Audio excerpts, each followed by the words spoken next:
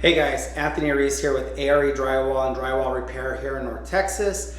Continuing on with the drywall finishing series, building upon foundation. We're now getting into the actual drywall hanging. I know I've done a lot of other little videos about some other things I thought were important. I don't want to skip over.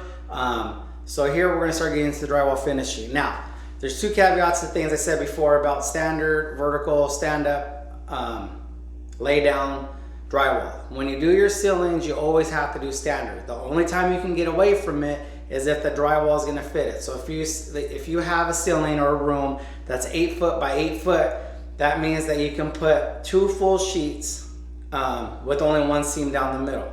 If it's anything more than that, you have to break it up. You cannot go, you can't go straight or go down the joist on a ceiling. You have to do staggered on a ceiling.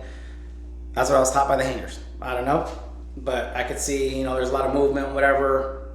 So maybe that's part of the reason. All I know is that that's what I was taught. That's what I do. That's what I'm teaching you guys. Okay, told you I'm gonna teach you teach you guys what I know and how I've been making money. The second rule is, because this is for training purposes, we're gonna act like this is a big ceiling. Okay, so yes, obviously all this drywall, I can just throw up a sheet and be done with it, but then I'm not teaching you guys anything, and I want you guys to learn as we go. So what I'm gonna do is I'm gonna chop this little ceiling up into 4 pieces, right? I can fit one big piece, but I'm gonna chop it up as if I had to do multiple sheets of drywall, multiple wall panels, multiple boards, whatever. So let me turn this around so you guys can look at the drywall, so you're gonna see how I cut and how I measure. Actually, I'm gonna do my first measurement first, and then we're gonna go from there. So I have my measuring tape. I'm gonna find center. Center for me is about 16. I'm gonna call it 16.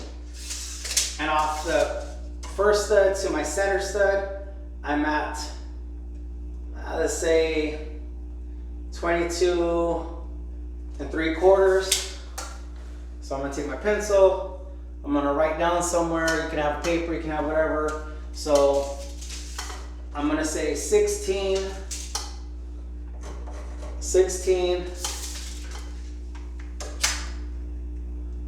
by 22 3/4. By 22 3/4. Okay? You can write on whatever you want to write on, something that's gonna make it easier and simpler for you to write on. Now let me turn the camera around. I'm gonna do the first cut. I'm gonna show you how we're gonna do that. Okay guys, so I already made my measurement for the first cut that we're gonna do.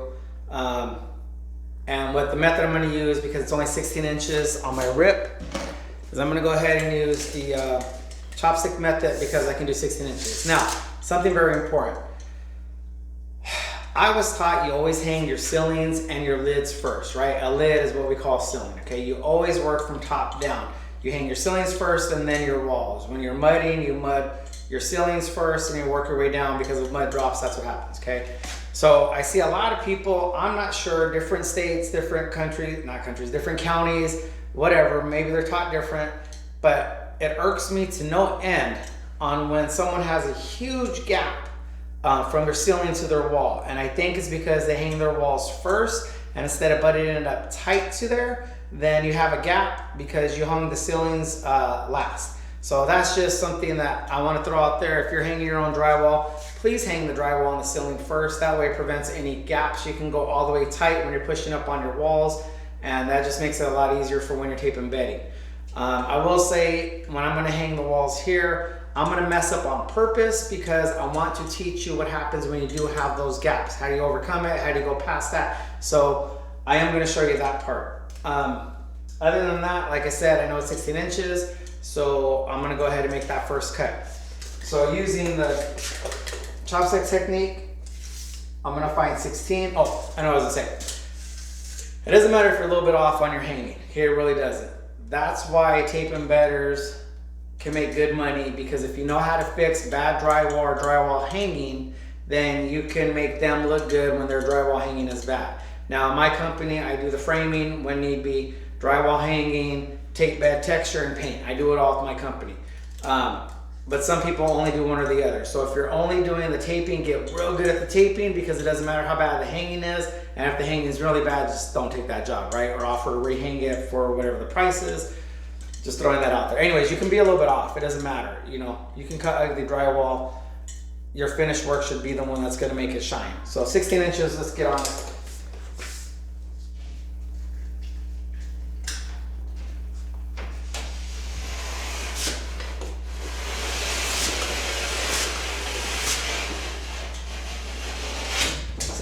Okay, that's my first cut. Now, you're just scoring it. You're not trying to, it's not a chainsaw, it's not a saw, you're just scoring it, okay? That's the first one. The second one is, I know that it's 20, I wrote it down, it's 22 1/4. So let's just go this way. Let's say 22 1/4.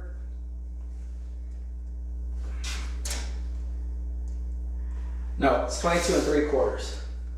So 22 3/4 is there.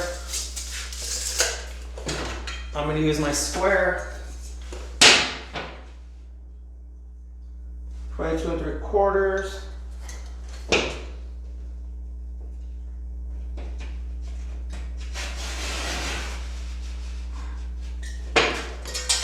Not enough, you're not going to be able to see it because it's pencil marks. But I have my 16-inch line here, and I have my 22 3/4 here. Now I went down with the T-square because I know where that's at, okay?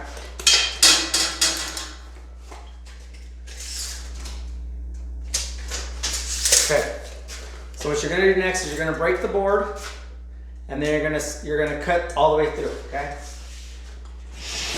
So I'm gonna pull it back.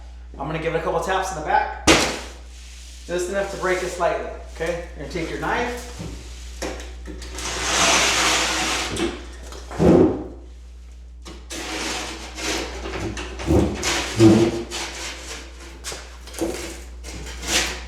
You're gonna cut all the way through.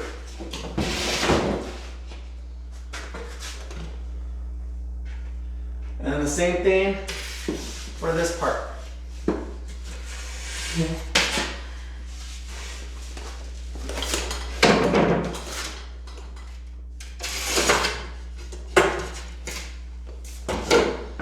Okay, so this is my first cut. Remember, we're gonna act like this is a big sheet or something. So then what you're gonna do is you're gonna take your rasp. And on your rasp, it has inside are these like, they're just kind of blades or whatever you wanna call them.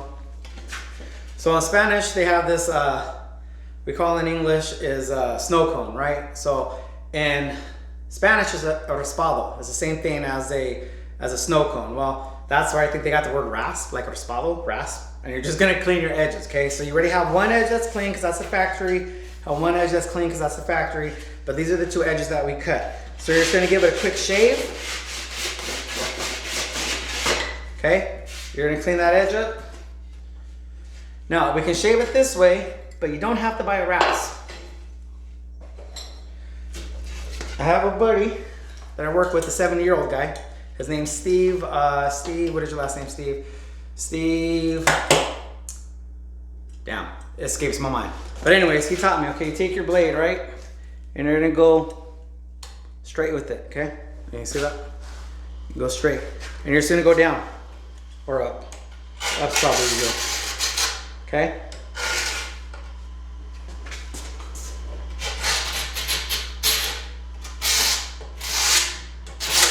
It's doing the same thing. It's just cleaning it off, okay? So you don't have to buy a rasp. It's nice to have one, but like I said, you can always use your utility knife, okay?